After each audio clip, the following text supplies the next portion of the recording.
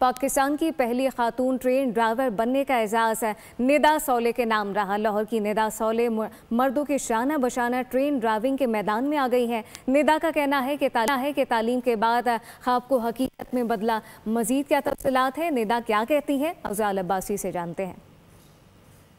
जी मैं मौजूद हूँ पाकिस्तान की पहली खातून ट्रेन ड्राइवर निदा साले के साथ और इनसे जानते हैं कि इनकी ये जर्नी कैसी रही और कैसे ये अपनी इस मंजिल पर पहुँची हैं। जी थैंक यू सो मच।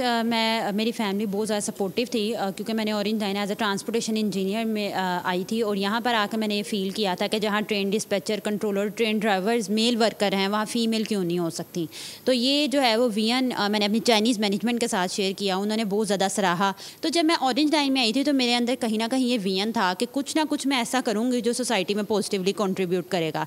तो यहाँ से मैंने ट्रेन ड्राइवर बनने का आगाज़ किया। जी बिल्कुल, ये थी पाकिस्तान की पहली खातून ऑरेंज ट्रेन ड्राइवर निदा साले, जिनका कहना है कि ख़वातीन के लिए इस फील्ड में बहुत ज़्यादा स्कोप है और ख़वातीन को इस फील्ड में। सब्सक्राइब करें और बेल दबाएं ताकि कोई खबर रह न जाए।